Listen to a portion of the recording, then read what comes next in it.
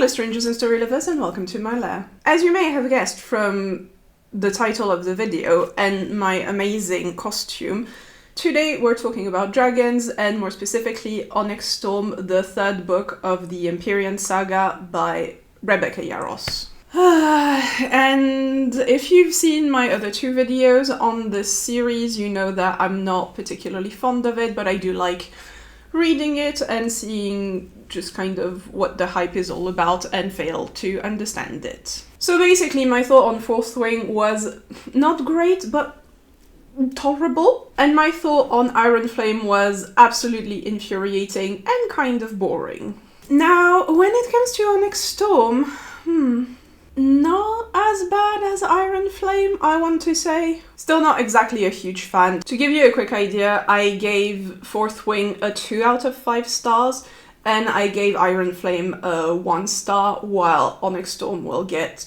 2 stars from me. I felt like it was less boring than Iron Flame, because Iron Flame, honestly, yeah, the Iron Flame, I was bored.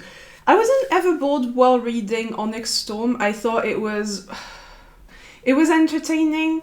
Like, I'm not gonna pretend that I had a good time. There were a few moments where I was like, yeah, okay, that is pretty fun. But mostly I still had a lot of the issues that I had with Iron Flame. I just felt like either I got used to it, or at least it was more entertaining. At least we didn't have Xaden and Violet having the same conversation 6 times in the whole book. Like I said, it still had a lot of the issues that I personally had with Iron Flame, but also some of them were, I want to say fixed, but I don't think they were fixed, but I felt like there was at least an effort that was being made. An effort that was being made to fix them, at least, because, I mean, when you write an 800 pages book, I cannot say that there is no effort put into it, but I meant effort put into fixing the issues that I had. I felt like there was a little bit of an effort into pretending like the side characters are actual characters, at least. But keyword for me was attempt, but I will get a bit more into it when I talk about what I liked and what I didn't like about the book. So yeah, I feel like I'm rambling again in the introduction, which is pretty much usual. So let's just jump into the itty-gritty meat of it, if that's what you want to do. I will have a spoiler-free section in the first part of the video, and then I will have a spoiler section where I will recap the story and I will be able to pinpoint some of the issues that I had at certain key points of the story. But don't worry, I will let you know so you can jump off the video if that's what you want, if you want to save yourself from the spoilers of the story. Good, so now let's start with the spoiler-free section of the video, and let's start with the positives that I noticed, or at least what I consider to be positives for this book. So first of all, I felt like it was pretty entertaining. Like I said, compared to Iron Flame, which I really found boring. At least Onyx Storm, there was not a moment where I was actually bored. Granted, I was still frustrated a lot of the time, but I was not bored. Despite the fact that it's quite a long book, like I said, I think it's like 800 pages, which is quite a long time. And I did feel like there were some sections that I personally would have cut out, but mostly because I didn't really understand what they brought to the story. Maybe it's going to be more helpful in the later books. I'm hoping so. But there were a few times where I was thinking, why did we have to go through this? The passages on the Isles, for example, if you've read the book, you know what I mean. And if you don't and you want to read the book, you will know what I mean. The passages on the Isles, I felt like most of them were a waste of time. And a lot of them were points where the side characters were once again being completely nerfed, and that really annoyed me. But we are here to talk about the positives, so... But no, honestly, I felt like the pace was decent. The intrigue was captivating enough that there was never a moment where I was like, oh my god, this is so boring. I also want to briefly mention the fact that, like I said, I think there was an attempt to make the side characters feel a bit more important. We especially have something across the book with Ridoc, who is the comic relief. And in my last video I said, oh yeah, he's basically just the comic relief and there's nothing more to him. Well, I felt like in this book this is remedied a little bit, which I like. It's a trope that I really, really like because I like comic relief. So when you have the comic relief being put a bit more on a pedestal and demanding a bit more respect, I'm always there for it. And I felt like there was a little bit of that. Like, he had a few really good scenes in this book where he was really standing up for himself, or sometimes calling out Violet on some of the BS that she was doing. And honestly, those scenes always got my attention. I don't particularly like him as a character because, like I've said, for most of the other books, he's like your textbook comic relief. I kid you not, at some point, even in Onyx Storm, there is a moment where his dragon just snots on him, and I was like,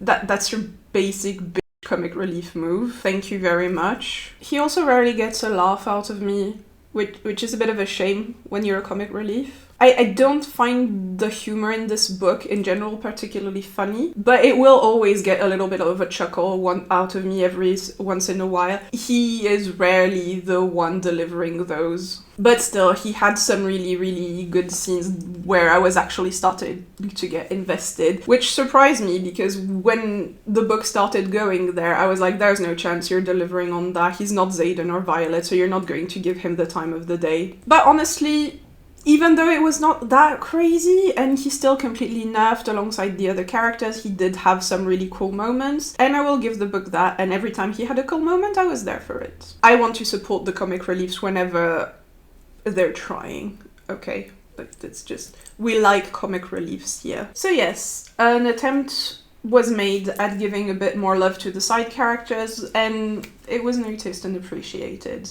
I don't think it was enough, but I will talk about that in the section for the things that I didn't like. Other thing that I appreciated were the dragons still. I still think they're the best part of the book. Mostly Tan, though, and Dana is still fine. Like, I don't dislike her, and I kind of like her character arc in this book.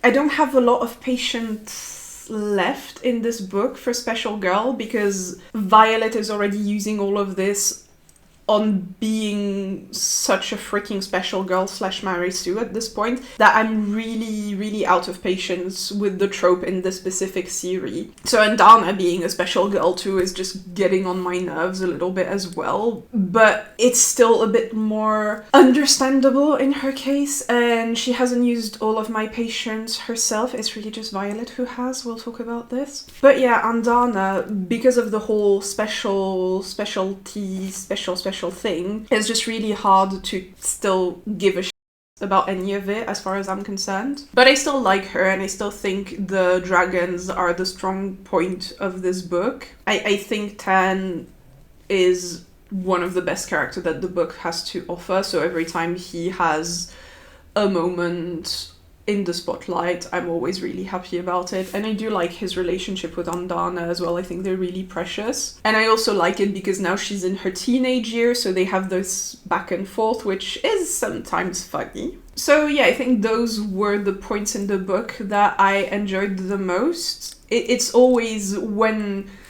time is given to another character other than Violet and Xaden is something that I really enjoy because they just spend so much of their time suffocating the other characters. And on that note, since it seems that I just cannot keep from complaining, and even when I'm supposed to be positive about the book, I'll just go to the negatives part of the video now and just like start my rambling, and then we'll have a little bit of a discussion around the characters. But yeah, first negative point that I really have to mention are the side characters. I'm sorry, I did say that I felt like there was an attempt at giving them a bit more spotlight. We're still not there. There are still too many of them. They're completely underutilized. I still had a similar problem that I already had in Iron Flame, where I was just watching the names, I was reading the name, and I was just like, who the hell is this? Who is that? Okay, I think I saw this name before, but I still don't know who they are. Most of the flyers, can't remember them, and I'm just like, well, why do we even need to know all these guys? And then sometimes some of them become relevant later in the story, and I'm just like, well, damn, that was one of the many characters that I didn't remember. And yeah, I had a lot of time where I was like, okay, I know I'm supposed to know this guy because I've seen their name before.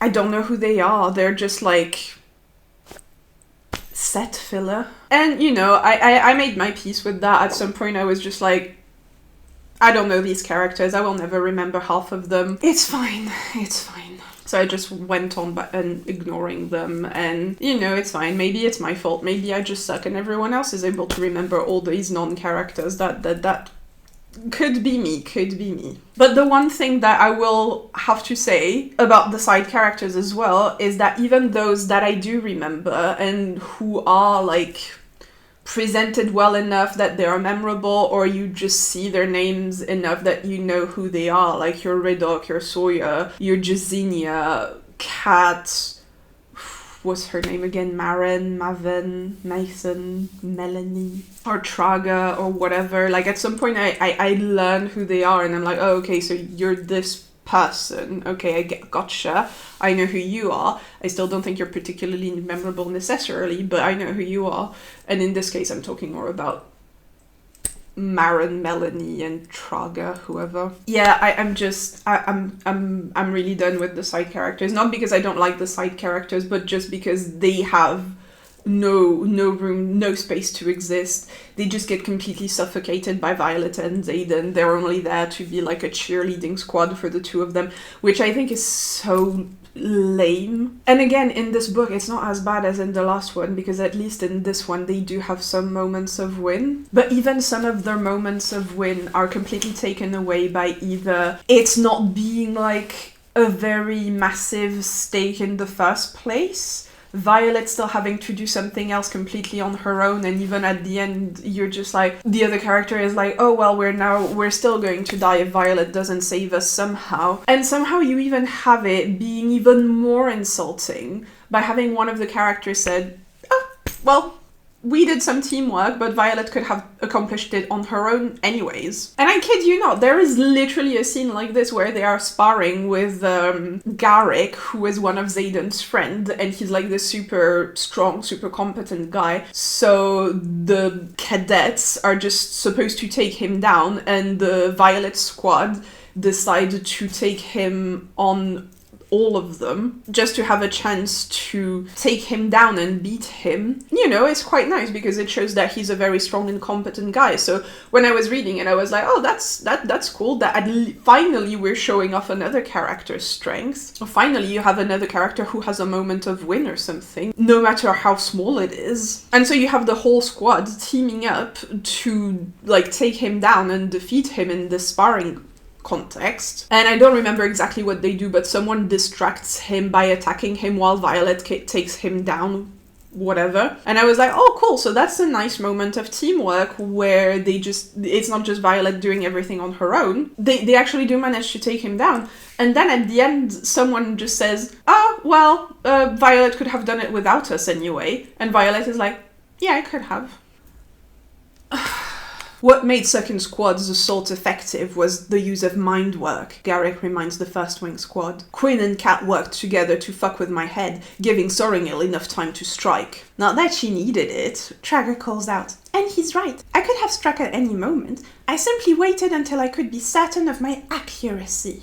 So yeah, it's just like, you can never let any side character have a win on their own, or just even as teamwork. It always has to be Violet, because we have to be constantly reminded how strong and how cool she is, and how she can basically do the whole war on her own. It's only a little bit of a challenge for her to win the war, because she has to drag dead weights with her all the time. And of course the main character is allowed to be the most special and the most strong and the most desirable and everything. I don't mind that, but I don't like it when you have to nerf everyone else just so this one character can always be at the top. And that's really what is done in this book with Violet. It's just every other character is just not allowed to shine or to have their moment, because we need to make sure that every moment belongs to freaking Violet. And it's just really hard to still be invested in everything anyone does. Like, there were a few moments where you have some characters being built up to do something cool, and at the end of it I was always like, I don't care how cool this moment is for them, because I know you're going to twist it so it ends up being Violet's win. Like, either they're going to fail and Violet is going to have to step up to cover for their mistake, or they get it but still somehow Violet has to rectify it, or they couldn't have done it without her, or one way or another. And I'm just like, it just feels like you don't even trust your main character to be cool enough, that you just cannot let other characters have win. Like, if another character starts shining, it might take the spotlight away from Violet. It just feels so insecure in this character, and it just makes it really hard to appreciate any of the characters, because these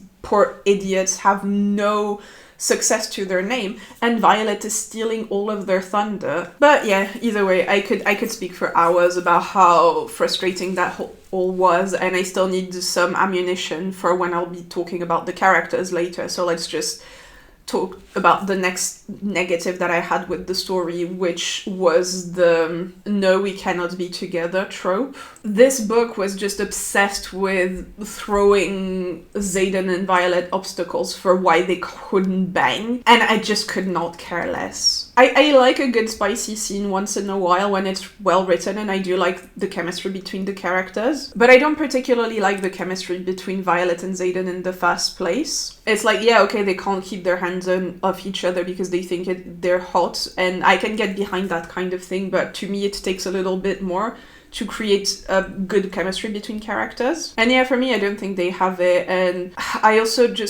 I don't mind the overprotective boyfriend trope necessarily, but I think with Xaden it's just very frustrating. And just having him be overprotective all the time and just have like Violet comment on, he's being so toxic right now, isn't that bad? But it's fine because I know he's not really like that. I don't know, I just don't like their chemistry, so the spicy scene between them do nothing for me, especially because they're not exactly written in a way that does anything to me. And so I obviously didn't really care that they're not allowed to bang for the whole book.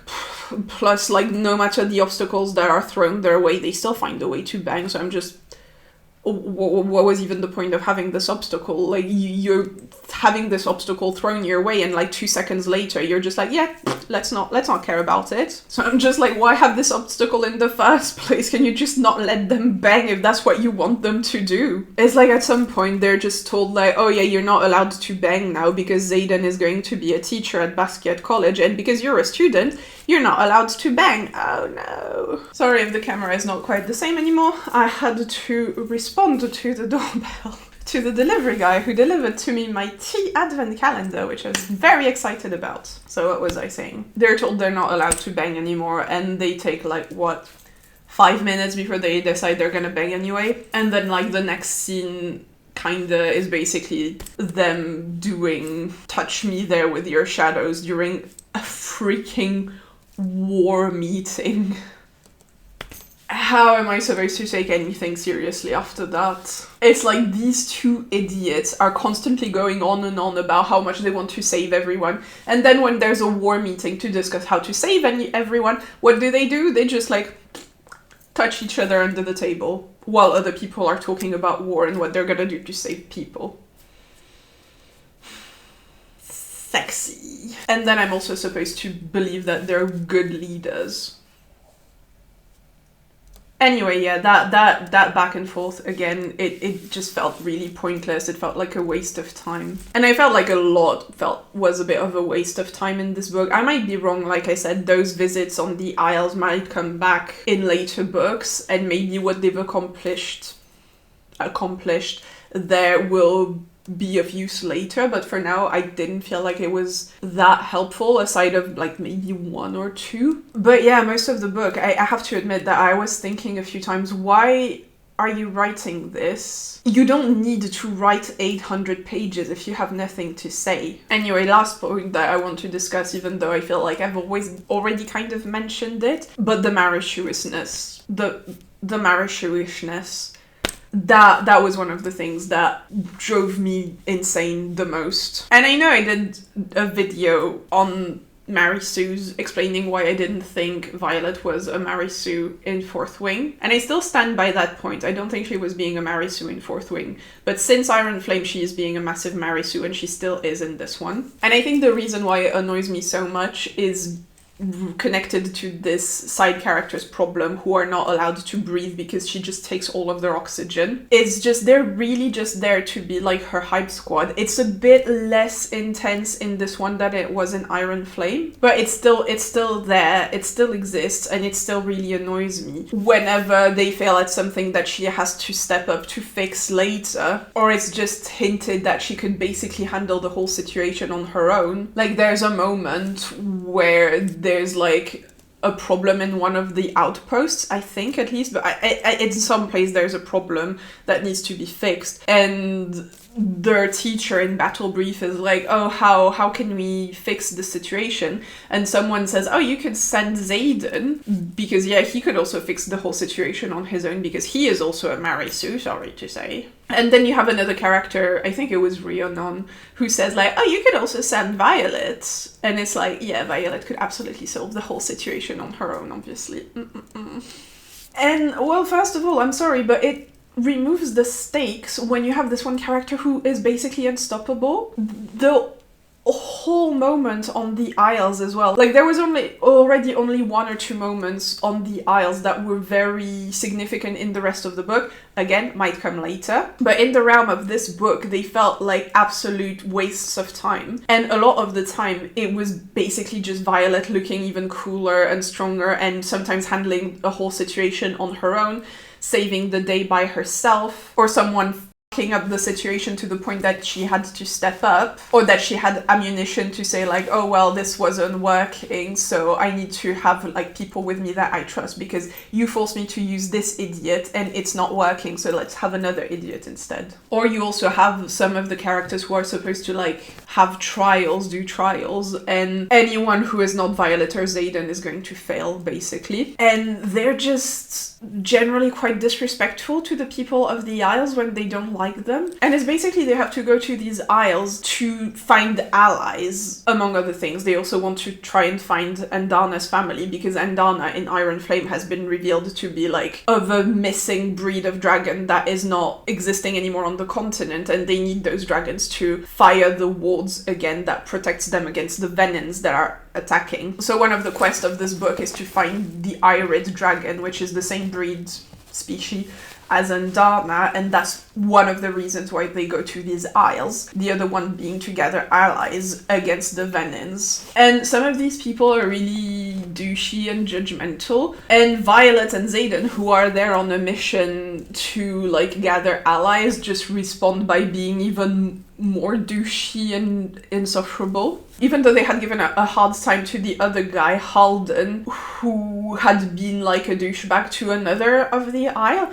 And so when I was reading, it was a bit like, okay, so Halden doesn't get to be a prick to people, but you guys do. I mean, in all fairness, I do think Halden was worse than what they were doing, but still, it feels, you know what I mean? It feels a little bit rich to just like shit on Halden for being an idiot and like putting the Alliance at risk, when on the next Isle they go to, Violet and Xaden do the same thing. Again, not as bad as what he did, but they're still doing the same thing.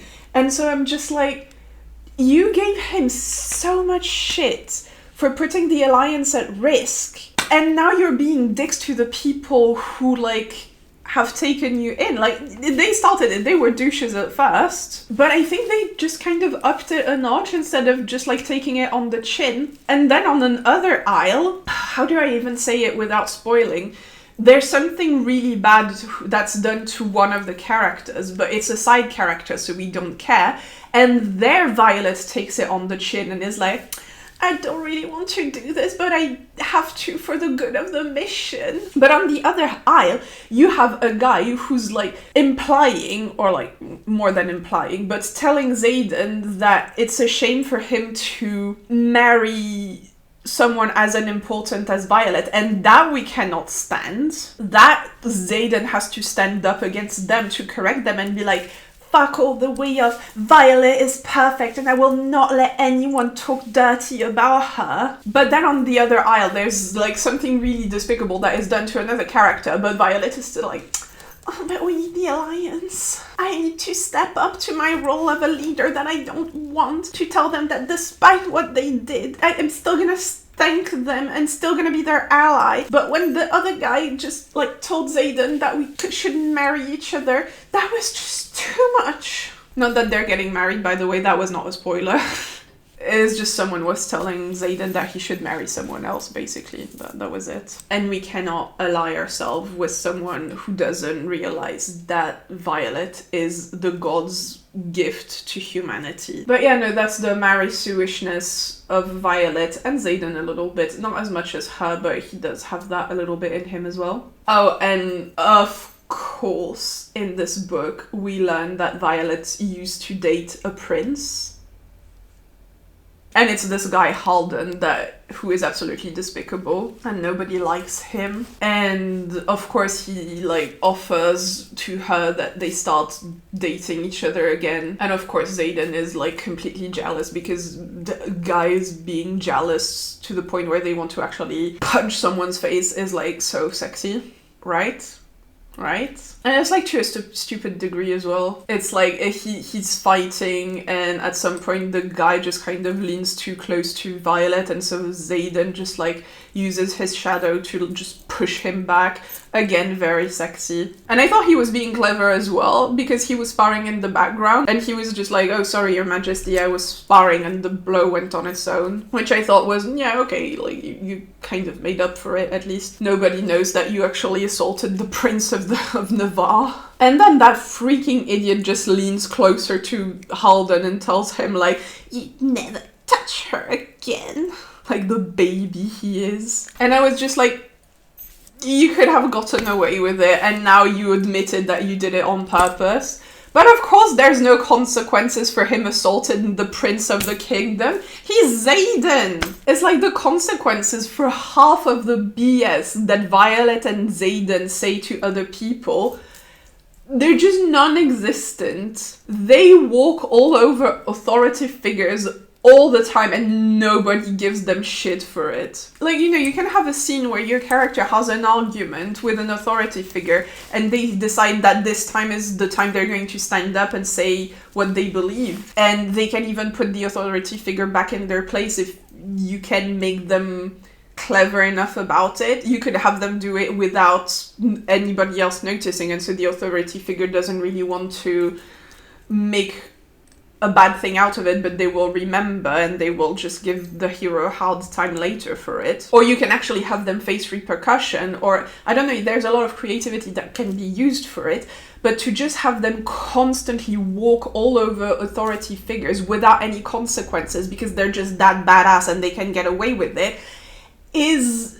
it's not only infuriating, it's dumb because you are lowering your stakes. And it's what this book does all the time. Like, not only when there's an argument with an authority figure who Violet doesn't like, I know she's just going to get in their face and then Xaden is going to telepathically tell her, I love you so much. Because I think there's like 5 scenes like this across this book only, and there were already like 10 in the last book. And when you do it all the time, it's just not fun or sexy anymore. It's just like, there he goes again. But yeah, it just also means that any of the authority figure that could potentially be an obstacle, I'm just like, I know they're not an obstacle. She can spit in their face and they're not gonna say anything about it. So the second an authority figure is like, you can't do that, I'm just like, might as well not have said it. Like, there's no obstacle in this book that I can believe in because Violet just automatically obliterates them. It's like, I'm told I'm supposed to be like worried about this one character and I'm just like, why? She just has to be snarky in his face and he's just gonna cower like a little puppy. And yeah, okay, she has a very powerful power and she has a very strong and badass dragon, but still, she is still a nobody, she's still a cadet, she's still a student. War General should not allow her to walk all over them in front of their generals or army people or civilians or even other students. Like, there should be repercussion for what she does and what she says to them. I'm sorry. If I were the general of any one of these war meetings that she attends and just starts like being snarky and spitting in their face, if I was them, I would be like, right, you fancy peeling potatoes? Because that's where you're going. You're going to be on canteen duty for the rest of the year, young lady. Learn to speak to people with more respect than this. Jesus, I feel old. Well, this is where you can tell that I'm not in my 20s anymore. But yeah, no, she would be on potato peeling duty straight away, and I will be like, we'll see how you like it. Or dragon cleaning shit, I don't know, honestly. I just wouldn't give her some sort of consequences for her stupid actions. Anyway, Jesus, I've already been recording for an hour, and I've just been rambling about things. Let's talk about the characters. I think it should be relatively quick, hopefully, because, I mean, they're not interesting, and I've already rambled so much about Violet and Xaden that I'll probably have nothing else to say. So yeah, characters. Let's start with Violet. I just really dislike her, which I think is a shame because I don't think it's her personality or the fact that she's a special girl. I think it's just the fact that she's such a Marisu that it's really difficult to like her anymore. Like, in book 1, I legit did not mind her because I don't think she was a Marisu in book 1. She was a special girl, but like I said, I don't mind special girls, I can like them. But it's just this moment where you nerf all of the other characters to make this one character feel better. It's just, I can't because it just annoys me so much. And the fact that the rest of the cast, any positive character is just so starstruck with her, you cannot have a good character who doesn't think she's awesome. If a character doesn't think she's awesome, there's immediately something wrong with them. And I don't like that. It makes the character's dynamic so boring. Like, I guess the one character who has the most interesting relationship with her is Kat, because Kat doesn't really like her, but she respects her. And you have also Imogen, who, like, puts her in her place every once in a while. She still thinks she's awesome, but then again, Kat also thinks Violet is awesome, but she just doesn't really like her and she's just kind of jealous of her. But it's still, even though I don't particularly like Kat as a character and I find her a bit flat, it's still one of the most interesting dynamic that Violet has because everyone else is just completely convinced that she's the best thing on this planet. And it's like the side characters just know that they're just here to prop Violet up because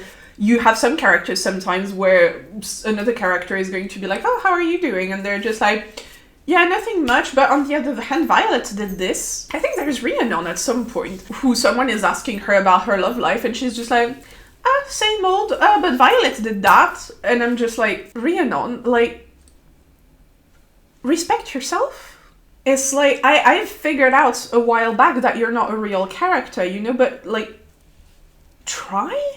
And even the special girlness is just getting on my nerves as well, even though I did say that I think it's normal for your main character to be, like, a bit special if that's what you want, and it's normal, and, like, it's not a problem for them to be a bit better than the others if that's what you want as well. And I think it's just because I don't have any more patience for her because she always just suffocates the other character. She's always so snarky for no reason, and she always gets away with everything. And so because of that, every time there's a new thing that arrives that props her up even more, I just have to roll my eyes and be like, oh, there we go again. Like, when it's revealed that she used to date the prince, that the prince of the kingdom is her ex, I was just like, of course he is. How could he not be? And then you also have the bad guys who think that she's awesome and that they want her on their side, and again, I was just like, yeah, how could they not? They know that she could win the war on her own. It's like, I don't mind her personality, and I wouldn't mind, like, this underdog becoming not an underdog at all. Like, was she ever an underdog? I guess a little bit in Fourth Wing, yeah. But her bristly bones sure are a thing of the past, aren't they? That muscle training that Imogen did was really freaking good. Can Imogen become my coach, please? I feel like I'd make awesome progress with her. I don't think there was even a moment where I felt like she still had bristly bones. I'm just like, wow, you really just had no muscle tissue around those bones in book 1. That is crazy.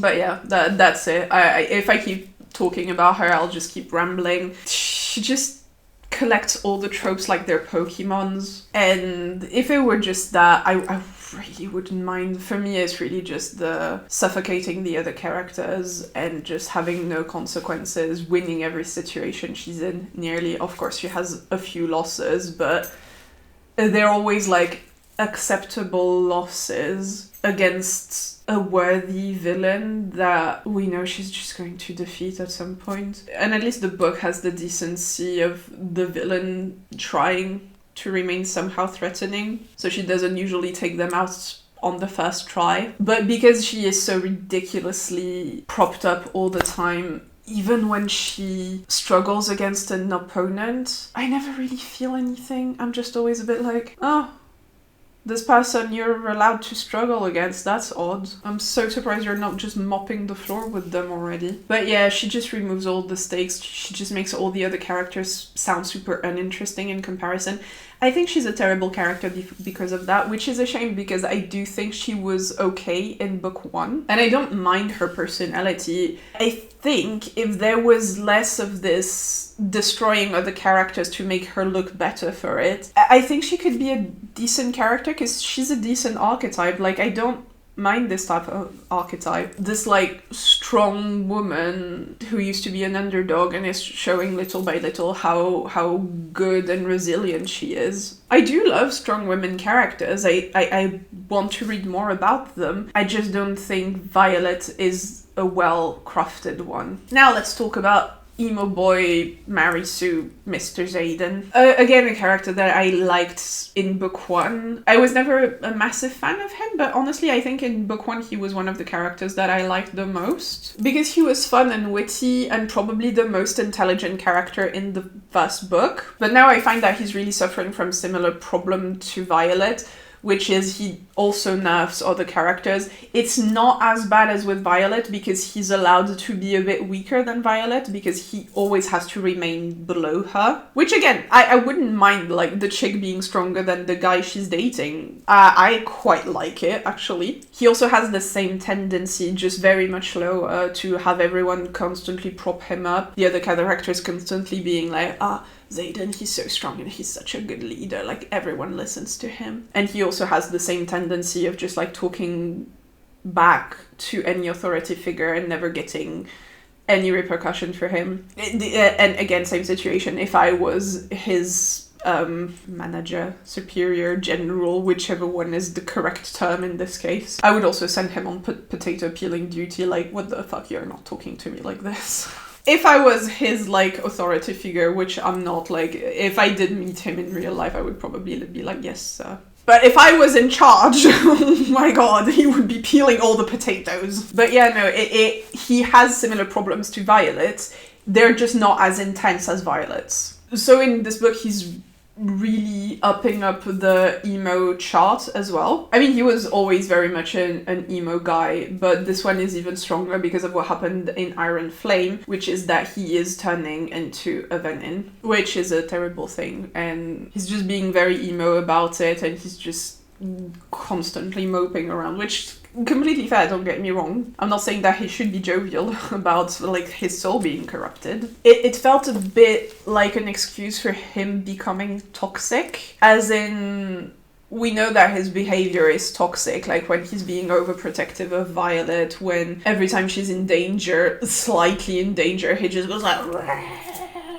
to a point that is completely unreasonable. Like sometimes you have another person being in danger and she's just like, yeah, whatever. But the second like the wind blows a branch in Violet's face, he just wants to fight the wind. And yeah, there are a few times, I can't remember exactly which ones, but there are a few times where Violet is just like, he's being so toxic right now, I'm not happy about it, blah blah blah, I still love him, but right now he's being a douchebag and I will tell him off cutely for it. And it always feels like the book thinks it's accomplishing something whenever she does that. Like it's this moment of her being strong that she just kind of puts him in his place for being toxic. Another thing that I think the book is a bit annoying with is that it often wants to have its cake and eat it too. Again, that thing of like, oh, the love interest is toxic, but he's not really. It's because like his soul is being corrupted and he is turning into a venom. So he is toxic, but it's not his fault. Like, you've seen him in book one. In book one, he was not toxic. Like, he was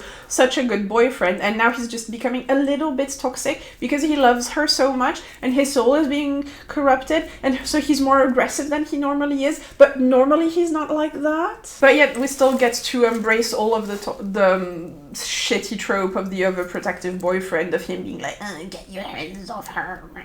Which, you know, I love protective characters, whether it's like in a romantic relationship or in friendship. Like, being a bit protective can be really nice and sweet. I think sometimes he is borderline annoying with it. Like, honestly, there were a few times where I was just like, oh, back all the way off, you're so frustrating. But yeah, other than that, honestly, I don't really know what to say about him. I really feel like he's losing his shine, because like I said, honestly, in book one, I completely understand why a lot of people were all over him and why he was such a popular character, because he was smug and intelligent. So I got it in book one, but I really think that since book one he's been losing his charm. Like, now I just see him as a grumpy guy who has good reasons not to be really, you know, bright and fun and everything, like, don't get me wrong, but I don't know, he doesn't feel more deep or interesting for it. I just don't feel much about him,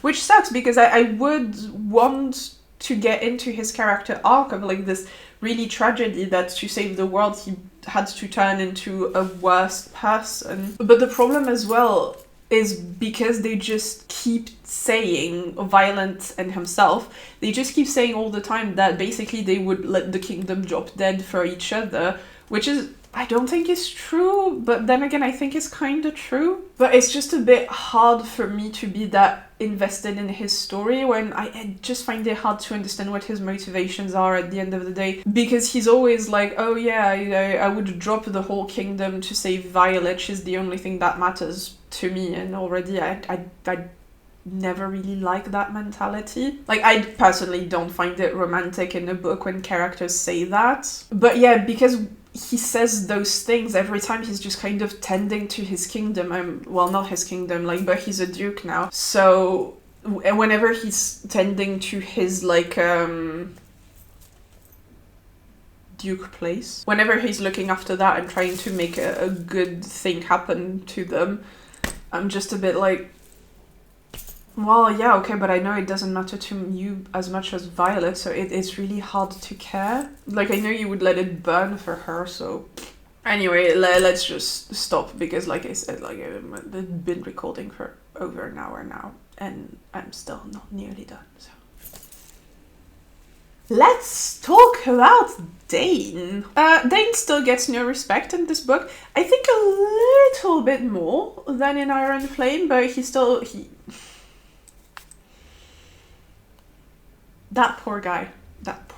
Now, that is a character that I did not care one bit about in book one, and now he's probably the one that I'm the most invested in. Because, you know, we were talking about Violet being an underdog. I think that is a proper underdog. Like, honestly, it just feels like all the odds are stacked against him. Like, everybody freaking hates him. Nobody respects him, even though he's a wing leader. And every time he tries to be a little bit commanding, everyone is just like... well, you're not Xaden. And in this book, there is a moment on the Isle where there was one of the trials at some point, and it requires 3 fighters. And at first it's not really clear, so it feels like it's just one fighter, and so Xaden goes to handle it. And then one of the lady who's organizing the fight just goes like, well, you too, Dain, you go as well. And I was actually a little bit excited in that moment. Carefully excited, because I was like, oh, that looks like a good build-up for a good win for Dain, and the way it was written wasn't too bad. Like, you could kind of believe that something good would happen out of it for him. And then after that, the lady also tells Viola, like, and off you go as well. You're also fighting. The 3 of you are fighting, actually. And so the 3 of them has to go for a 1v1 fight against an opponent. They need 2 victories, so guess what happens? Honestly, guess what happens? Yeah, Xaden and Violet win and Dain loses his fight. I'm sorry, that was so unnecessary. Like, why did you have to pick him to lose his fight? Like, why couldn't he just like stay patiently in the background and have just Violet and Xaden both win their fight, and they just needed 2 fights, but they needed to win the 2 of them? Or just have the 3 of them win? Like, why did he have to be the only one losing? I don't understand why this book just keeps disrespecting its side characters in general, and honestly I feel Dain in particular. But it's just so frustrating. Honestly, this scene had me raging because I was like, you could have such an easy win for him, and it would have been small and it wouldn't have taken anything away from Xaden and Violet. Like, it wouldn't have made them any lesser if he had win his fight as well. But no, of course he had to lose his. And like I said, in book 1, I did not care about Dain, like 0 fucks given about this character. But now he feels like such an underdog that I have to root for him. This guy has been so disrespected over one mistake that he did. And again, I will always keep saying, yes, it was messed up what he did. But honestly, was it that bad? I think water under the bridge at this point. I maintain that he was probably doing it because he felt like it was protecting his country, and now he's realizing that he was wrong, and he's been spending like 2 books trying to make up for it, and not just 2 books, but like 1 600 pages book and 1 800 pages book. So that's a lot of time trying to make up for it by at some point betraying his own country to do what's right ultimately. And still, he's being shat all over, and at some point I'm just like, yeah, okay, no, I'm completely Team Dain. My personal happy ending is Dain betraying everyone and becoming the king of Navarre and having Xaden and Violet clean dragon shit. Anyway, moving on to even lesser characters. Let's start with Rihannon, but Rihannon honestly will be super quickly because she basically did nothing in this book. There's a vague attempt at the end to make her irrelevant, but that's a huge word for her. Like, she's a squad leader, so she can't come on the mission with Violet and company. So she can't go on the mission, so you barely see her this whole book, and when you see her, she's useless, I would say.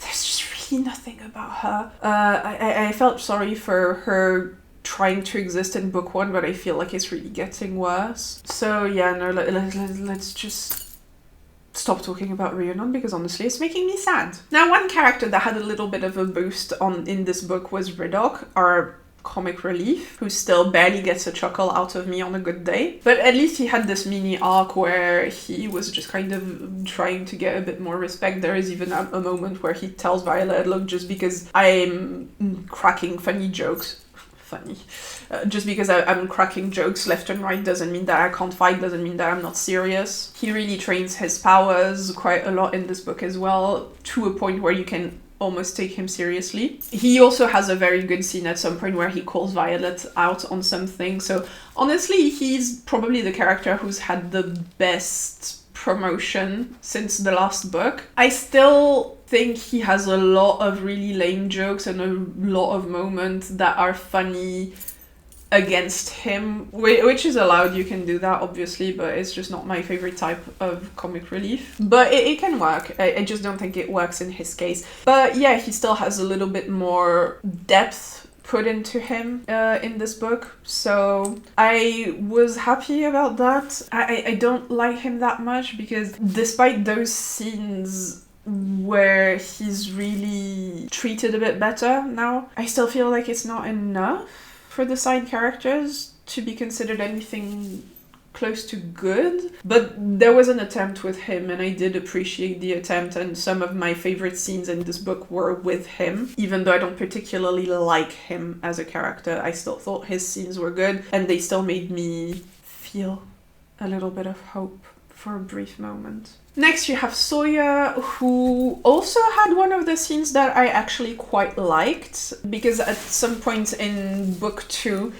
he lost his leg, which was quite sad and gruesome. And so in this book, he's feeling really shitty for a long time. And so his character arc is trying to get back on track and become a rider again. And there is one scene that I really liked with him. He's barely in the book, and it's really because he's recovering, obviously, but so he's very barely in the book, but I still remembered that scene specifically, and I still liked it. Would I say that he has depth? A little bit, I guess. Definitely more than in book 2.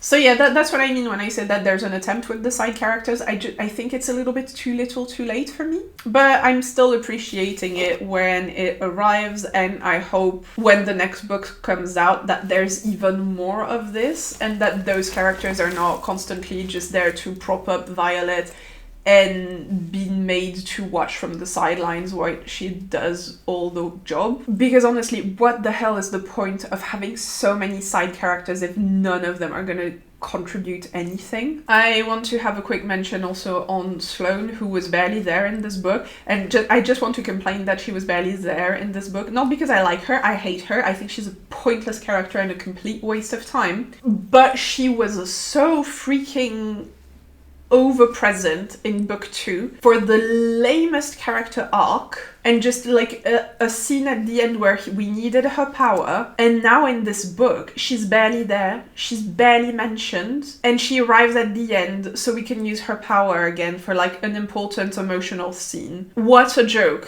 This character is such a joke. Sloane, like when I say some of the characters are non-characters, no character is as much a non-character as Sloane. It is completely crazy. Quick mention of Imogen because I like her. I still like her, and that's it. She's still relatively funny. She's still the most badass character as far as I'm concerned. Like, yeah, book, you can tell me as many times as you want that Violet is a badass. We all know who the true badass is in this book. Aaric is one of the princes of the kingdom of Navarre, and he is also training to be a rider, even though most of his family didn't know about it. And he's a good guy, and I like him. And he's one of the few side characters who are actually allowed to shine once or twice. Who is allowed to shine, and it's not automatically immediately nullified by something else that's gonna be like, yeah, but not that much, or yeah, but not as much as Violet.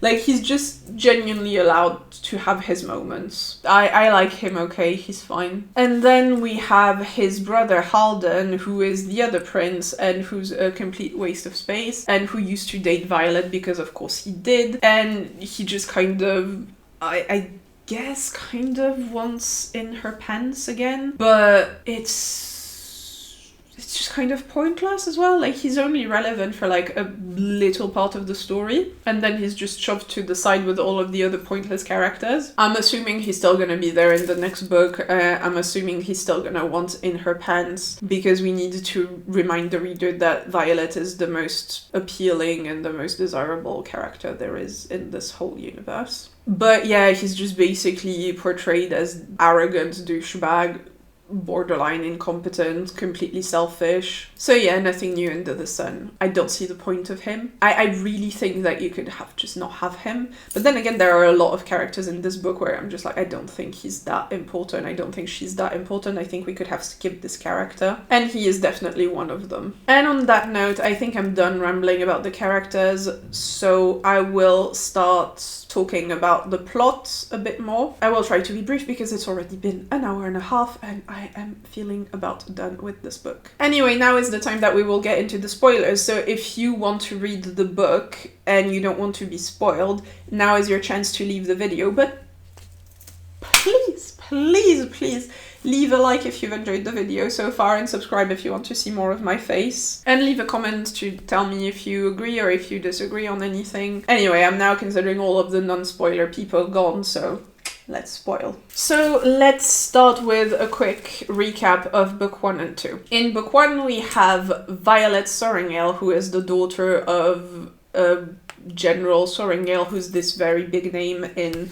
the country of Navarre. So Violet has trained since her childhood to become a scribe because she is a very petite woman. So despite her mother being a general, she was never really that guided into that direction. So she was aiming to become a scribe someday, but then 6 months before joining the scribe program, her mother is like, you know what, actually no, we're a family of dragon riders, so you will be a dragon rider as well, even though you haven't trained for it. And the training to become a dragon rider kills most of the people who try, even the ones who have spent their entire life training for it. So thanks mum just shoving Violet into a scenario where most people would just completely, underprepared for death trial, like, of course, thanks mum. So book 1 starts when Violet joins Basquiat College as a dragon rider, and she trains to become a dragon rider. And she's the absolute underdog, but through clever subterfuges, she somehow manages to survive. And during her first year, she meets sexy love interest Xaden, who is the son of a former rebellion figure who was executed. And Xaden is a 3rd year and a wing leader, and he's also a guy who just kind of takes care of all of the children of former rebels. And they have this immediate connection because they're both hot, and so there you go.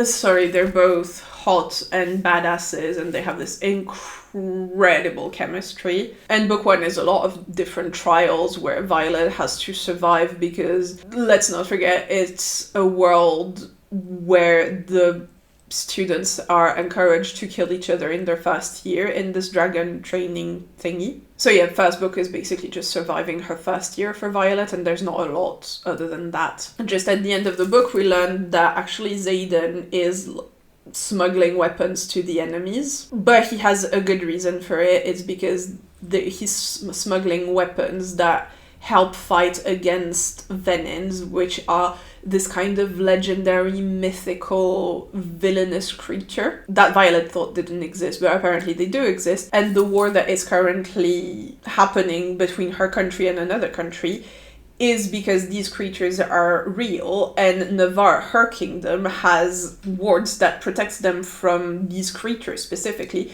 but they will not help any other countries who are struggling against those venins. And so Xaden is actually trying to help these other countries because he doesn't want civilians to die, which, it's a good thing. And so that's the plot twist at the end of book 1. Oh god, I'm just trying to remember what book 2 was about, and I had the briefest moment in my head where I was just like, well, they betrayed their country and then they managed to motivate their country into helping the rest of the world, and that's basically book 2. Book 2 was such a whole lot of nothing. But yeah, that's it. A whole part of book 2 is the people in the Basquiat College kind of bullying Violet into admitting what she saw at the end of book 1, because they suspect that she knows what's going on with the venins, and so they're trying to bully her into admitting it. And then at some point, the main characters and their side bitches decide to go abandon Basquiat College and go in Xaden's former home to support the people there and help them with the war, because they're just like, oh yeah, Basquiat College is not gonna help us and Navarre can burn in hell. And so they joined the Griffin Flyers, which used to be their enemies, but now they're allying themselves. And basically they're just opening another college somewhere else with some of the teachers giving them classes. So it's already a whole lot of nothing. It's like, oh yeah, we're leaving college to open a college somewhere else. Yes. But then at some point they learn that the venins are planning on attacking Basquiat College because someone inside is sabotaging the wards. And so back they go to save Basquiat College from the invading venins. But a lame bad guy from book 1 has turned into a venin and he destroyed the wards from the inside. So they need a lot of power to recreate the wards. And so Violet's mum sacrifices herself to create the wards again. But terrible, at the end of book 2, the plot twist, well, the main plot twist, is that Xaden had to channel to become a venin. And also we learned that the ways to recreate the wards is to have dragons give some of the powers as well to create those wards. But you need all 7 types of dragons to do that, and one of them is mostly vanished from the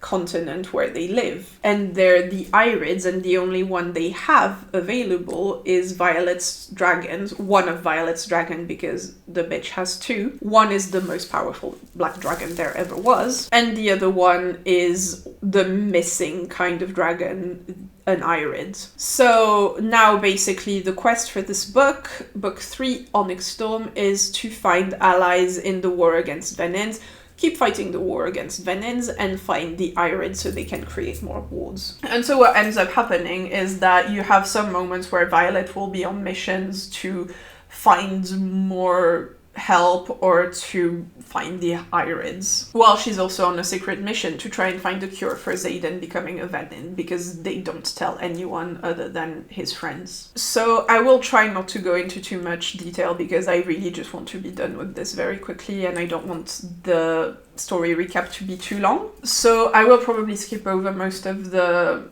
school things because yes, they still go to school, which, you know, I've seen some people complain that, oh yeah, but why are they sending like those students in dangerous missions? And I'm just a bit like, well, they don't really have a choice because they need to send Violet because she's the one with an Irid dragon, so it makes sense for her to go. And then at some point she rightfully comments that, well, I need to be with a team that I do trust. Because lo and behold, the first mission that they send her to is with a bunch of bumbling idiots who are so incompetent that one of them literally sets fire to another one because she's scared, and ends up setting a whole building on fire, and they all have to escape and nearly die. Because, say it with me, nobody except Violet and Xaden is competent in this book. So yeah, after that, Violet just argues that, well, this wouldn't have happened so terribly if you hadn't sent me with a bunch of people that I don't trust, so you need to send me with people I do trust. But what I don't understand, if they have so many missions to complete that are so important to the fate of this kingdom, like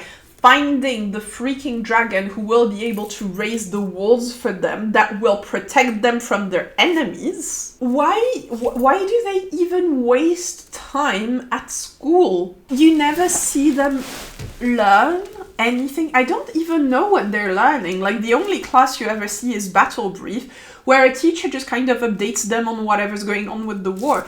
You don't learn about anything else that they're actually doing. They're training sometimes, but they can be training as non-students. Like, why do you even pretend they're going to school at this point? They shouldn't be going to school. They should just, like, have training focused on their mission and then going on their mission or whatever. Or they should just focus 100% of their time on their mission, but them still being students at this point is really just for the trope. I'm sorry, it's really just for the trope. It's ridiculous. Anyway, so they have this first mission that turns into a complete disaster because that one chick is just so incompetent that she starts burning everything. And then after that, you have Violet, who argues that she should be able to be sent with people she trusts. And so that's what happens on the other missions. She is sent with some people that she got to pick. But also the stupid Halden prince of the kingdom, who used to be Violet's boyfriend, because why not? And so they first arrive on the Isle of Deverelli, where Violet's father sent her on a quest to retrieve some books, because she managed to find a book that her father wrote specifically for her to give her some indications and some important information. Book that was confiscated by Basket College, and that Dain literally betrayed his father to get to her, by the way. Again, poor Dain. He does so much across these books and he still gets no respect. And yeah, so her father's book said that she has to pick some information from Deverelli. And so in Deverelli, the first isle where they go to, 2 things happen. She gets the book from this weird old woman. And the second thing is that they then have to go help Halden, because Halden was talking to this king, like Courtine, something like this. And basically the king of this island has kind of decided that he was kidnapping Halden for some reason. And when they arrive, they actually learn that Halden was trying to steal something from this king, because apparently he used to belong to Navarre or something. But at the end of the day, Halden messed up, and so they have to try and save him. It just basically ruins the whole opportunity for an alliance with Deverelli, because Halden is an idiot. There's a whole fight scene at some point as well, and then Violet just kind of starts talking to the king, and at some point she just obviously solves the situation almost on her own. Because why wouldn't she? After that, we get back from Deverelli, we have a bit more of the school situation, and I have to say, one of the things that really made me laugh in this book was also that just every time that Xaden and Violet had a moment of intimacy together, you could be sure that someone would end up banging at their door like, we have an emergency! I was just like, why is this such a thing? Like, why is everyone just barging in? And usually it's not one person, it's like you have one person screaming, and then when they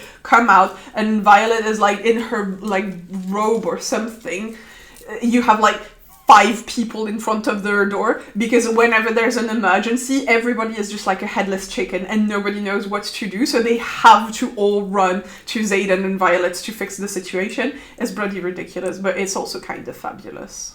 Again, this book is a lot of, I would say, fluff. Even, I personally think that even the Isles bit is a bit of fluff, but they're still the most like key parts of the book, and everything that happens at Basket College I felt was not that relevant, especially in this middle part where it's just more about them going to the Isles and trying to find allies and the Irids. I think some of the bits on the Isles could have been skipped or at least reduced, especially because at the end I don't think they are that relevant, because basically they just fuck up a lot of things and they don't make that many allies, so all of the allies that they failed, I don't think I would have spent that much time on them, unless they change their mind later in the story.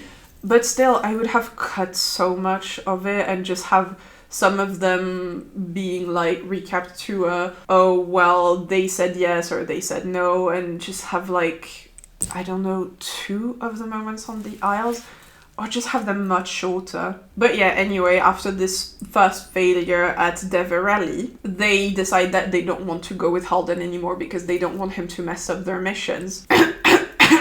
And so Aaric, who is also a prince but has been like just kind of off the royals' radar for a while, like they were looking for him, but he was at Basket College training to become a dragon rider this whole time. He just basically reveals himself in front of his brother and he's like, hey bitches, I'm the prince as well, so I can go on those Isles to try and make the deal myself instead of you because you're dead weight. Yes.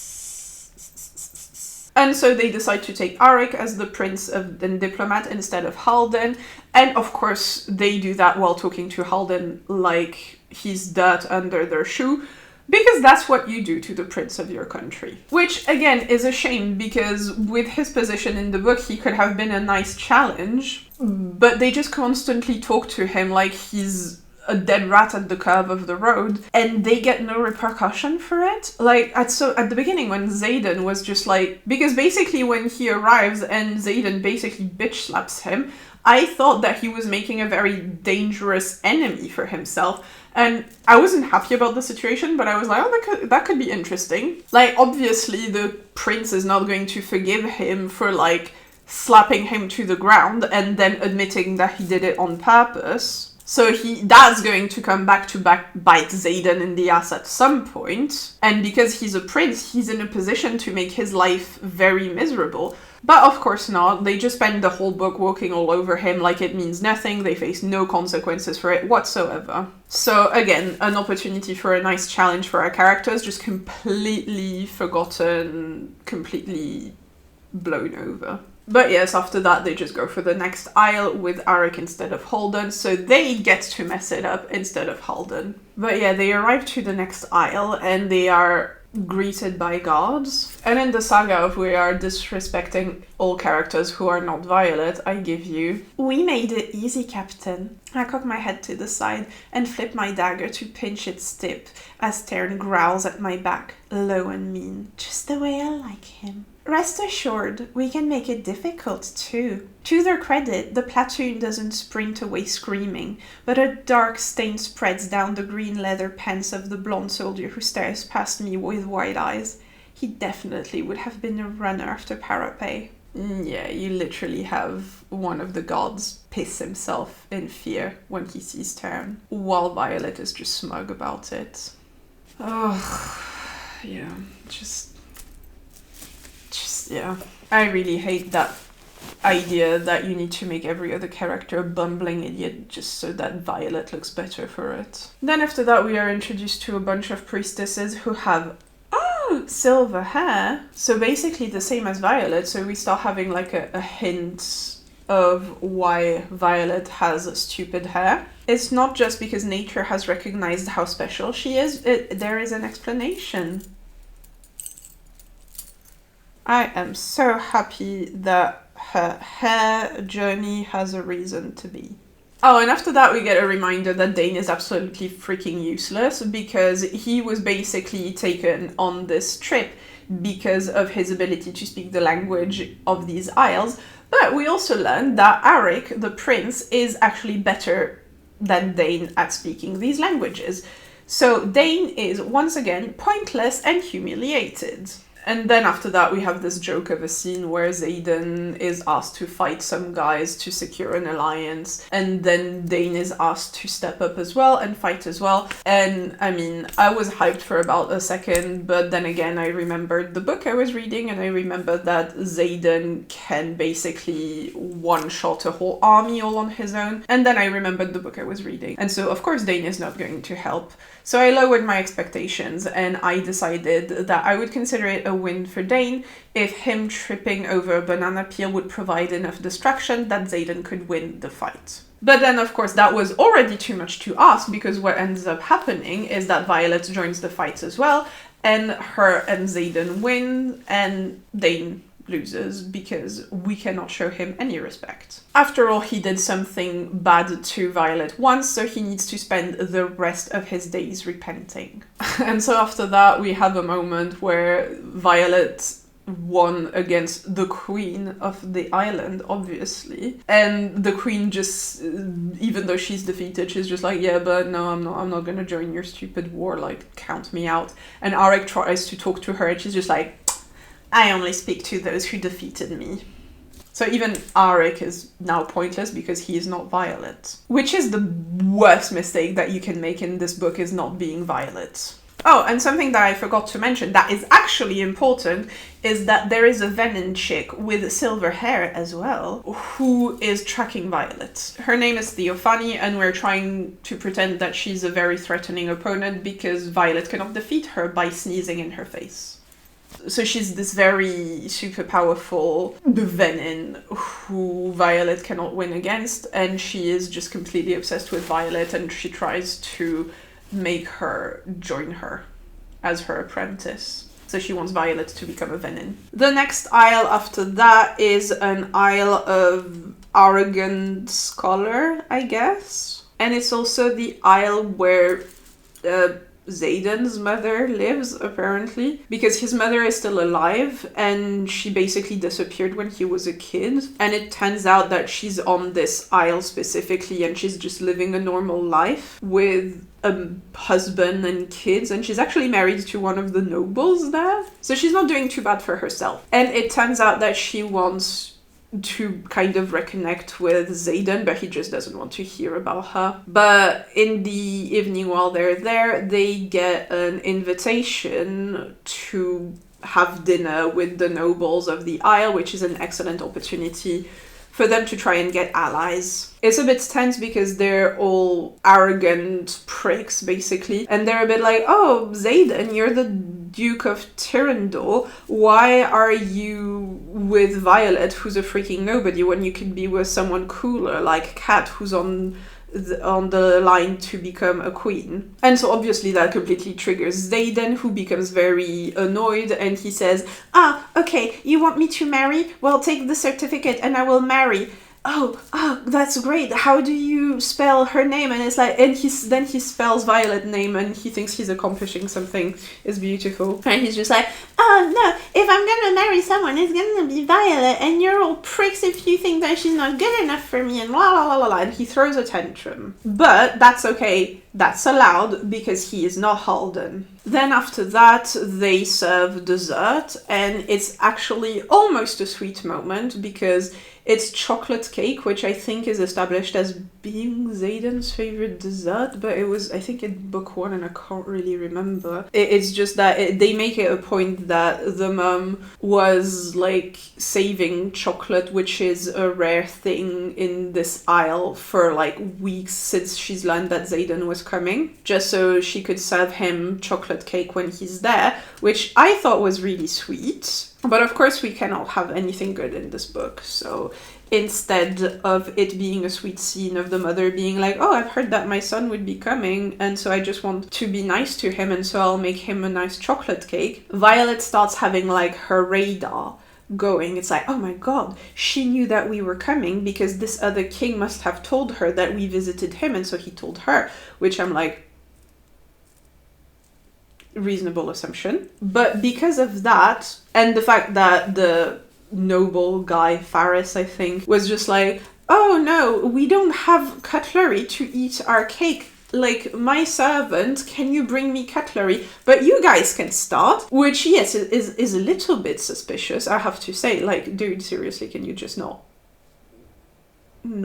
eat it? Like, I don't know, just like have some piece of cake being poisoned and some other not be poisoned? Because yes, the cake is poisoned, but Violet, because she's so clever, she deduced that because that freaking idiot was just like, oh no, we don't have cutlery to eat our cake, but it's fine, you can start without us. So she was like, must be poisoned. I don't think we can credit Violet's intelligence so much for this one as much as we can credit this guy being too dumb to live. Because again, I don't know, maybe instead of doing the fucking obvious thing of being like, oh no, I cannot eat the cake, just have one cake be poisoned and not the other, and you just make sure to like not eat the one that's poisoned. Anyway, so yeah, one piece of cake is poisoned and Aaric eats it, and so now they need to unpoison him. Find the antidote is the most accurate phrasing, I think. So it's basically a test, and they need to find the antidote before Aaric dies. But plot twist, because Violet is a badass who cannot be outsmarted, she also poisoned Faris and Xaden's mum and the whole council they were with. She poisoned them as well, even when she didn't know that they would poison them just 'cause. No, really, she actually poisoned them just in case the conversation didn't go in her direction, and so she would have additional leverage, but she didn't know that he was going to poison them. So basically this idiot who's always just like, that's a good person, she just randomly poisoned people just in case she needed leverage in a freaking conversation to get them to become allies.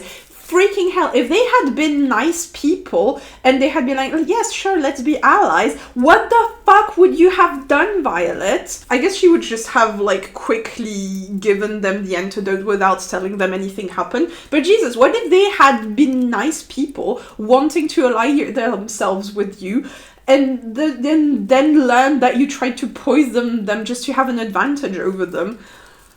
Good thing the plot is on your side, Violet, honestly. I don't think that was clever at all. So yeah, it just turns out that then Violet poisoned them as well, so she can have this one badass moment of being like, you think you tricked me? Well, I tricked you first. And so yeah, basically they're poisoned as well, and they're just like, oh no, you didn't poison us, you're bluffing. And she's like, oh well, you'll see if I'm bluffing when you start coughing up blood and blah blah blah. And after that she tries to think very, very, very, very, very hard to find the antidote that Aaric needs.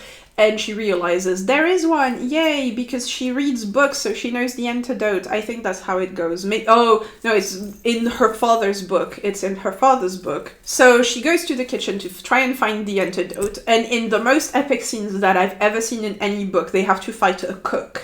And we get a fake-out death scene with Ridoc, where the chapter ends on him being stabbed by the cook. I was reading this and I was just losing my mind. I did not think for a second that he was going to die. I think it was a fake-out, which is the second fake-out Ridoc death that we have in this saga. So I'm like, I'm not saying that you can't have multiple fake-out deaths for the same character. I'm just saying when it's a non-character like Ridoc, I don't know, it just didn't get me at all. Like, at all.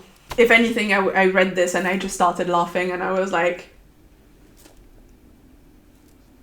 by a cook?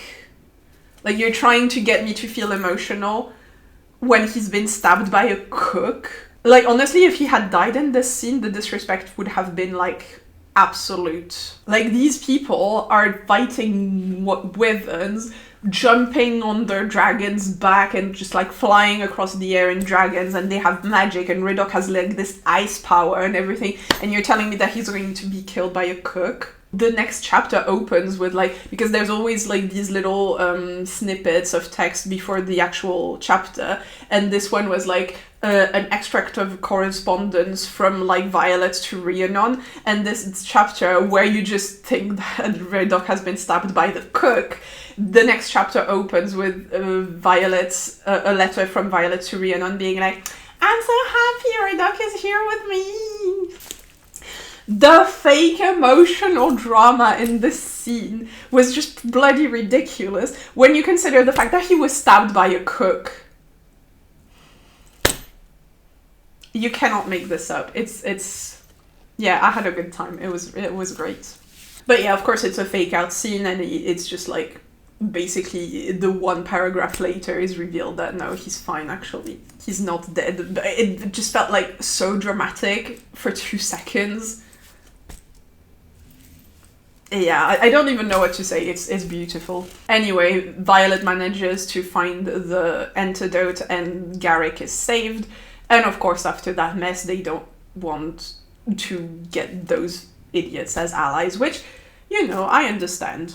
And so it's not such a bad thing anyway that Xaden fucked it up by being overly emotional with this whole marriage situation thing, because at the end of the day, we didn't want to get these guys as allies anyway, so it's fine if Xaden just blew it up from the get-go. And then after that, if I remember correctly, they just go to one more isle, which is also very messed up because it's the isle that reveres the god of luck, I think. And so the people are really nice, but they like have this kind of custom where they give them presents. So they want to give Violet and her cheerleading squad a gift each, but it's a random gift chosen for them by the god of luck. So it could be a good thing or a bad thing or a neutral thing. I can't remember what everyone gets, but Xaden and Violet receive a pointless thing. Like, I think Violet gets a compass that doesn't work, and Xaden gets like a empty box or something. Dain gets a slap in the face, because that's all he gets in any of these books anyway, so I guess he's probably used to it. And then you have, like, Traga, who exists. He dies. He gets an arrow in the chest. And Violet is shaken, obviously, because she's like, oh my god, they killed Traga.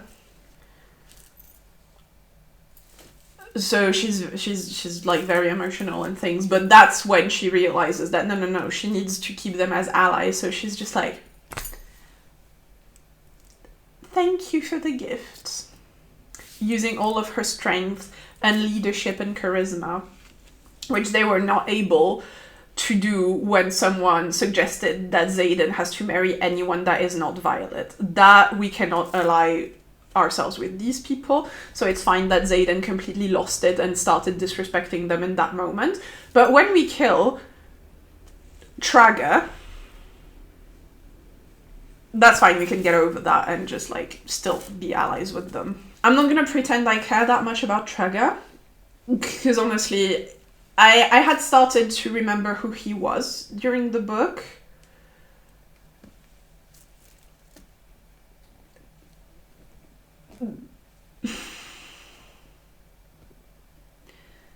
But it was Traga, so I'm just a bit like,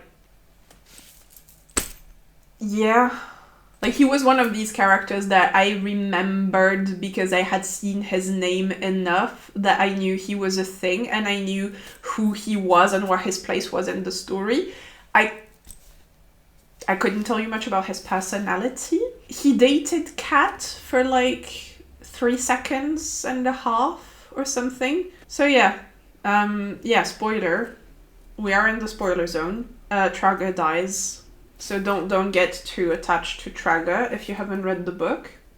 I need to stop being this bitchy and just get on with it. And after that, they finally managed to find the Irids as well, which was a bit underwhelming, I have to say, because I was kind of curious about it, but it's just, I just didn't feel that excited about it once it happened. And basically, Andarna is super hyped to finally meet her family, but it turns out that they're very disappointed in what she's become. Because basically, apparently, they abandoned her on the continent to just kind of test how she would be treated and what she would become, because the Irids, they're pacifists, and so they wanted to try and see if the people of the continent had become better people and who would stop being this violent. And so now that they're seeing Andarna being like subservient-ish, because the dragons are supposed to be like controlling the rider, even though they're not really. So she's being basically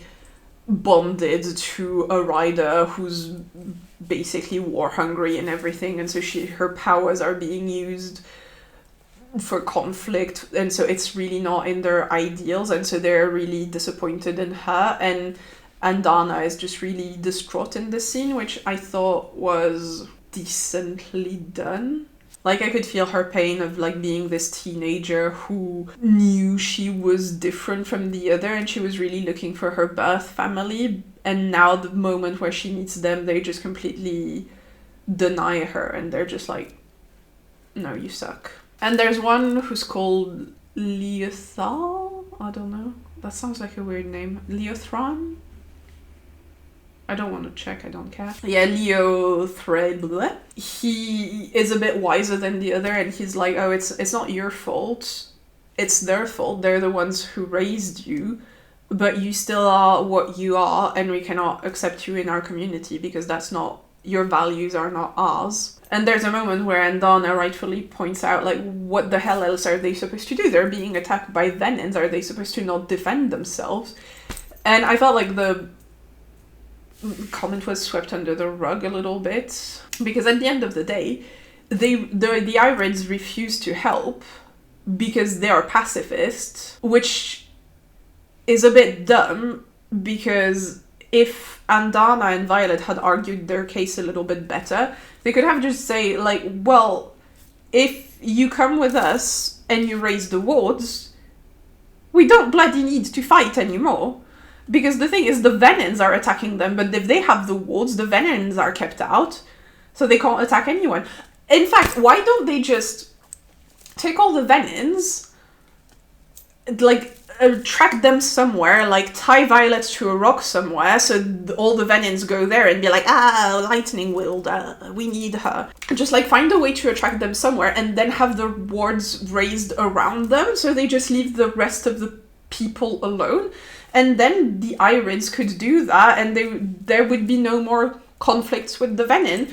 So their pacifist ways, while not completely upheld, I imagine, because Navarre is still, shitty, they would still, like, remove a massive threat that would put the whole country, continent, world in less chaos. So their pacific ass would be happy. But yeah, I mean, that's fine, like, sometimes just things are not happening in the ideal way in a book. Like, it's not the end of the world, it's fine. The Irids are just being a bit dumb, and just because they're pacifists doesn't mean they're intelligent, so they don't understand that. It's not about being war hungry as much as it is about, like, fighting to live. So Andarna is distraught, and she sulks a lot after that. And Xaden sulks a lot as well, because he is turning into a Venon, and that sucks. So everyone is sulking. Also, let's not forget that Traga is dead. Also, I don't really remember exactly how or when, but at some point Ridoc clocks that Xaden is turning into a Venon, and he just kind of chose Violet out for it. And I really liked that scene because it was the one scene where he just like completely stopped blowing smoke up her ass. Like, he's usually her biggest cheerleader, but in this scene he's just like, you're such a freaking moron. And he has some really good lines as well. And what I appreciated in this scene as well specifically is that in this scene Violet is like allowed to be a little speechless. Like, it's the one scene where she's not walking all over someone else. And she's actually being put in her place a little bit quite effectively. And those are the scenes that I would like to see more, where it's not just Violet being in complete control of every situation she's in, while another character gets just completely destroyed and humiliated and disrespected. For once there is a balance, and it doesn't feel like it's Violet here, any other person here. For once, it is Ridoc being like, no, you're a moron, you're doing everything wrong in this situation, and you need to freaking stop. And Violet tries to defend herself, but it's just kind of weak arguments. And so you can tell that you're obviously supposed to be siding with Ridoc in the scene, even though you're in Violet's head. And I just really liked it. And that's really all I need. Like, I don't need Violet to not be a badass and to not win a lot of the fights she's in. But I would like her to have a little bit more challenges when it comes to like conversations with other people, or to have not always be absolutely on top of everything. And when it's said at first that he understands that Xaden is actually Dark Wielder Venom, at first I thought that he would just take it surprisingly well and that there wouldn't be a challenge at all. And he does take it well, but he still gives her a little bit of shit for it, and I just really, really appreciated it. I don't need much, at least I don't think I do, but more of those scenes, honestly, yes, I'd take it. Like, someone legit giving her shit. And not just like, you know, just being unreasonably difficult with her, like Varish, whatever his name was in Iron Flame, who was torturing her to get information, or Kat, who was being catty with her because of her relationship with Xaden. It's always in situations, usually when she is given shit, it's usually in situations when she's still in the right. And so the other character is being unreasonable for making her have trouble. But in this situation, it's Ridoc who's right. And the fact that he's allowed to be right over her, tell it straight to her face, and instead of making snarky comments, she has like weak arguments.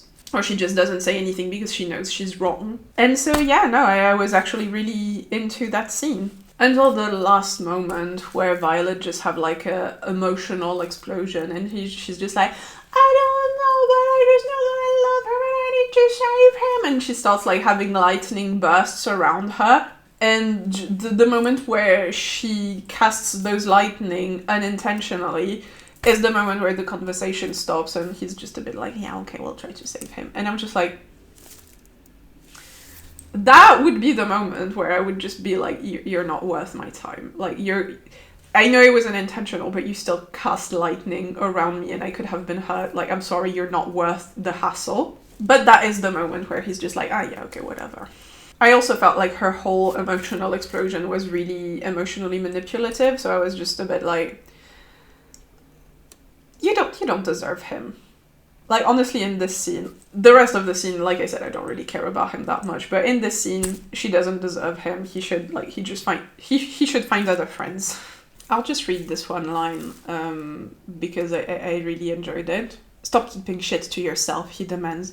I don't want to have this fight again. The four of us are stronger together than we are apart. Don't fuck with that even for Ryerson. If you're too afraid to tell Rye, Sawyer, or me about something you're doing because you know we're gonna lose our shit, then either you shouldn't be doing it or you deserve to have shit lost on you. Yeah, MVP, Ridoc. Well done, sir. And yeah, another thing that I really liked about that scene is that he just did not let her get away with it too easily. Like, at some point, there's a moment where he asks her, like, what's your limit? Like, when are you going to think he's too far gone to be saved? And she's just like, oh, I don't know. And he's just like, no. I want an answer. And I want it now. Would you channel to save him? Or is that the line? I swallow hard, remembering that breath of a second in the wardstone chamber where my power hadn't been enough to imbue the stone. If it makes it easier, then pick a line where I can turn him in, Ridoc whispers. Tell me now when you think there's no chance it will ever happen, so if he ever gets there, the decision isn't on your shoulders. Every muscle in my body tenses. How about if he hurts Tern or Andana? Ridoc suggests. You have to help me here, Vi, or I'm walking straight to the only person I know will put your life above everyone else's on that beach. Myra. Oh yeah, no. Masterful. He handled that situation well. But yeah, it's so weird having those scenes like this in the book, because reading it, I'm just like, where's the energy the rest of the time in the book, honestly? Like, I'm very confused. If the book always had that energy, I would be a happy bunny. But yeah, like I said, after that, the scene is a bit ruined. Also because Xaden arrives and Ridoc is a bit scared because there was lightning, so he's scared that Xaden is going to assume that they banged him and Violet. And so he's a bit like, oh no, Xaden, he's so scary, ah. And I'm just like, dude, you just had the most badass moment that any secondary character was ever afforded. Don't ruin it for yourself. Anyway. Oh yeah, there's a point also where Violet has a dream and she wakes up and she realizes that it wasn't her dream, it was Xaden's, because she basically invaded Xaden's dream because that's her second power gifted to her by Andana. I was a little bit confused because I don't think it's necessarily a bad power, but Xaden just makes it sound like it's one of the most powerful powers ever. Like, oh wow, it's so powerful, because it's a bit like reading minds, except people cannot really shield from it, because when you read mind, people can shield themselves from your ability to read their mind. But when it's invading dreams, you can't really protect yourself because you're sleeping. And I guess that's true, and I'm not saying that dreams are not relevant, but I once dreamed of cows playing football in a tree while I was watching them from a balloon from the sky. What does that tell you about me, Violet? That's the thing with dreams, they're not always super relevant, they're not super important. It's like processing information that you've had thrown at you during the day, and sometimes it's something like that's core to your identity. And I've had some dreams that were showing my fears and my anxiety, but sometimes I also just dream of cows playing football on a tree. I don't know, I guess I'll have to see in the next book once she actually starts using that properly. Maybe she can actually influence dreams as well, a bit like in Inception? Is that the name of the movie? Maybe she can put things into dreams and influence people, in which case, okay, fair enough, that is pretty cool. That is a pretty strong power.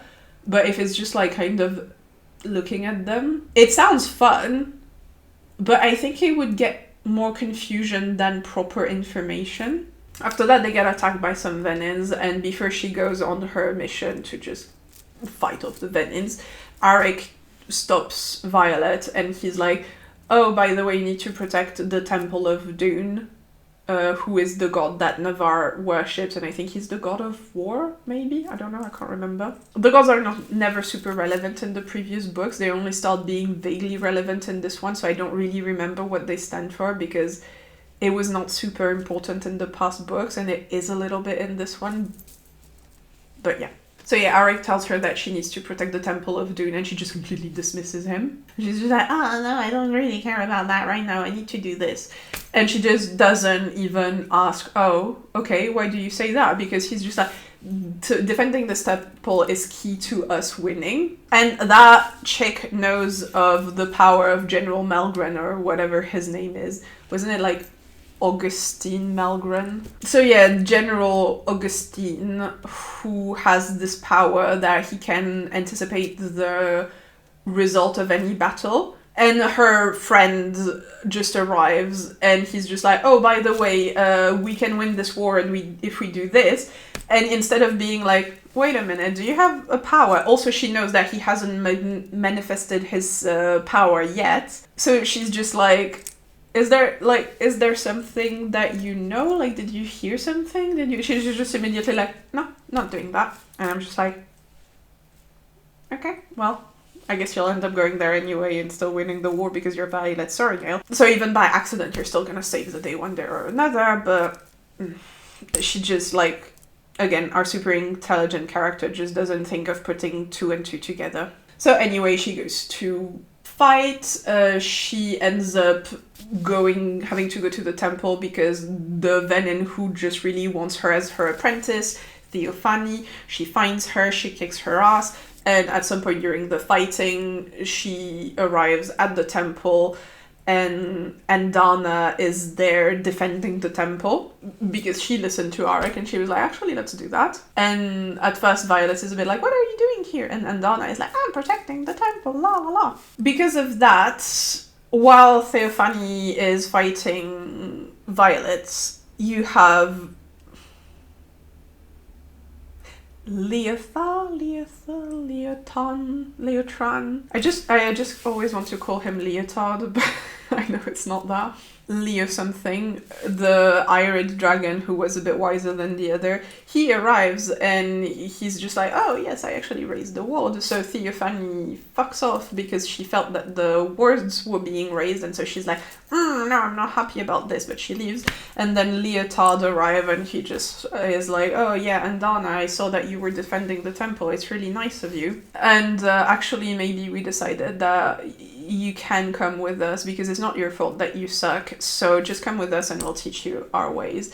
And Dana is like, oh no, but I don't want to leave my human. And he's just like, well.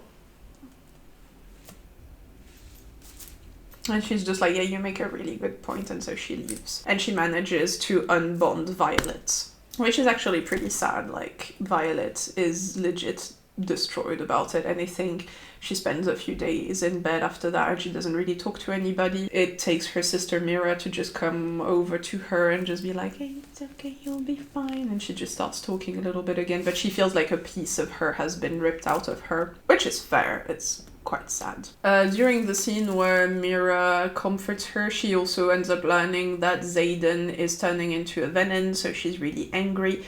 And we also learn, although we do learn that earlier in the story, that Brennan, the brother, Jesus, I didn't even mention his name once in the whole story. That's how important he is. So he was all along aware that Xaden was turning into a Venin, and he was just kind of chill about it. So Mira is just like, why did you keep this from me, blah, blah, blah. And she's very angry. And I think after that, there isn't that much that happens before the Venins attack again, which I was a bit surprised when it happened, because I was like, okay, so the Venins attack, you fight them off, then they attack again. Like, can we not combine? But anyway, the Venins attack again, and this time Theophany has Mira as a hostage, and so she's just like, oh, I have Mira, so you need to give me Violet and Jack Barlow, because he is still a thing, apparently, even though he shouldn't even have been a thing in book 1, let alone after book 1. But yeah, she just wants Violet and Jack for some reason, and so Violet arrives and she's just like, oh, well, give me my sister back or I'll kill you. Theophany is just like, oh, well, you have to learn something about the Venins, is that we're liars. And she just like slits Myra's throat, and I was like, oh, yeah, because I hate Myra. Yeah, sorry, I don't really like Myra that much. She's typically the kind of strong female character who is just a shitty person. Like, we're confusing being a badass with being a shitty person in Mira's case. So she just like kicks people around, just shouts in people's face, and we want to pretend that's badass instead of just being needlessly aggressive. And she's just this kind of character. And I don't get it, because again, you have a character like Imogen, who is also a strong female character, and she has a little bit of rough edges, but she's not as needlessly aggressive as Mira is. So yeah, no, I don't really like Mira, so when Theophany slits her throat, I was just like, please tell me it's not a fake out. But yeah, the idea is basically that she wants to make Violet so angry that Violet, who is not with Tan at the moment because he had to like carry someone else somewhere else, so she can't channel through him at this moment. And so she wants her to be so enraged by Mira's death that Violet will channel from the energy that's in the ground, because that's how venins are made, is that they drain the energy from their surrounding to do magic instead of taking the energy from the dragons, which is the proper way of doing magic. But Violet manages to resist the temptation, but she's really, really, really angry because she loves Mira so much. And Brennan is with Violet because Mira is his sister too, so he wanted to be there as well. So he tries to mend Mira, but he's like, oh no, I don't have enough energy because the wound is too severe, so I can't save her. Oh no, oh the horror. And then you have Mother effing Sloane, who has been absent throughout 99% of the book, who arrives with Dain because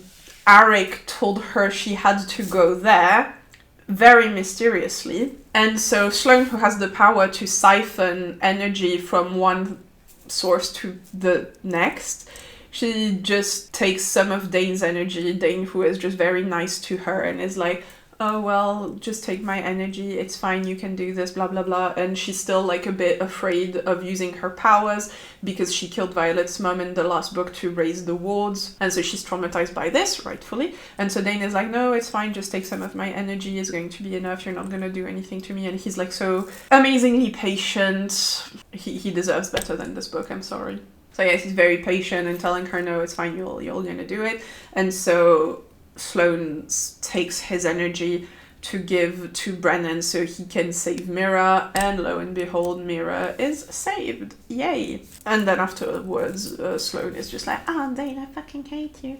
Because yeah, in her head now, he's the one responsible for her brother's death. Because nobody can ever let go of what he did at the end of book 1. Even though I would argue that it's not his fault that Liam died, but who am I to judge? But yeah, anyway, Mira is saved and Violet is fighting Theophany. And throughout this final battle, you have moments of point of view switch where you actually get Rhiannon's perspective of the battle and Imogen's perspective of the battle, even though we never had their point of view before. But it's just to show you that some other end of the fight field where Rhiannon is being cool and her squad is being cool as well, and Ridoc is being cool as well. And so it's just a bit of this attempt that I was mentioning earlier to just give the side characters some win of being like, oh well, the idea is to just say like, oh, it's not just Violet, like they're all super cool and they're all super competent and she can rely on them, so she doesn't have to be everywhere at once like she wants to be, which I kind of like the idea. But the problem to me is not that Violet wants to be everywhere at once and do everything at once on her own, is that she does. Is that usually she does everything on her own and she just could basically solo the whole army of Venin, even though that's not technically true, but it just feels like it is. Because every time there is a moment of teamwork across the books before, it always ends with the idea that actually no, Violet could have done it on her own. And a lot of the time in the book, even in this book, it does feel like everyone else is either pointless or a hindrance to her getting things done. With everything that happens on the Isle is exactly that. It's just like either they're just standing by doing nothing or they're a hindrance to her doing stuff. So this attempt at the end, I do recognize it and I do appreciate it, but I don't think that's enough to make up all of the BS that happened before in the book. And even then, at the end, the final moments of Imogen's point of view is basically her being like, oh well, Violet needs to save us all now. So yeah, there was an attempt made at making the secondary character feel a bit more fleshed out and give them more wins. I do not necessarily think we delivered on that. Like I said, to me it's too little too late. I don't think we did that with those scenes, since at the end it's still up to Violet to, you know, save them. So the whole idea of like, oh, I don't have to do everything myself, you still need to save them in the end. I don't know, I could be reading too much into it, but it's just, I was reading it and I was like, I'm appreciating the effort, but I don't think we achieved what we wanted to achieve here. And after that, there is a moment where there's a net that's thrown at Violet and Tern. And so they're taken to the ground, but they manage to escape and they manage to defeat Theophany. But then they also realize that while they were being kept to the ground by this net, the same was happening to Xaden and Shadjail, I don't know how it's pronounced, sorry. So Shadjail, Xaden's dragon. And so basically there's Venin who threatens to kill her. And so Xaden, to protect Shadjail, has to channel from the ground and so just completely accomplish his transformation into being a Venin. Which I actually thought was pretty cool and vile to do that, like to threaten his dragon. I thought that was really cool, and I'm glad that it wasn't a threat to Violet that ended up turning him, but a threat to his dragon. I thought was honestly really cool. I really did appreciate that. So yes, that's the end of the book. Xaden turns into a Venin and he just disappears. Violet is just like, what do you mean he disappeared? What do you mean he's gone? But he just basically leaves her a note saying like, hey bitch, I'm gone.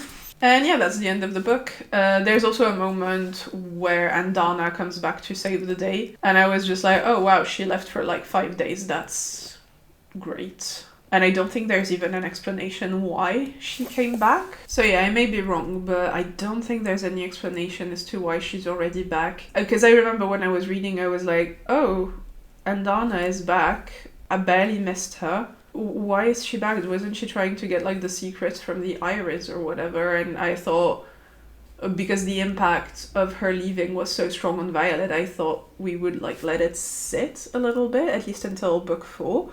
But she's back, and maybe she was just back for the conflict to save Violet, and maybe she's gonna leave again.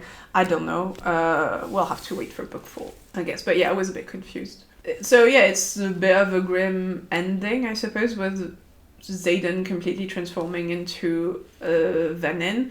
Although it just feels a little bit same-ish compared to book 2. So yeah, I'm kind of curious. I just hope that the attempts that were made in this one are going to be followed through, and that the secondary character will have a little bit more love again in book 4, and that we just allow Violet and Xaden to be wrong a bit more and to just stop walking all over people, because honestly I'm just so done with that. My final verdict is that they need to be on potato peeling duties, because someone needs to give them consequences for their actions. And yeah, I think that's pretty much it. That's all I had to say, and I think that's good because it's already long as fuck. So that is it for Onyx Storm. I do hope you enjoyed the video, and if you did, please leave a like and subscribe if you want to see more of my face and more of my silly costumes coming up. That's it. I hope you had a good time, and I hope you will keep reading good books. Thanks for tuning in, and continue to enjoy stories.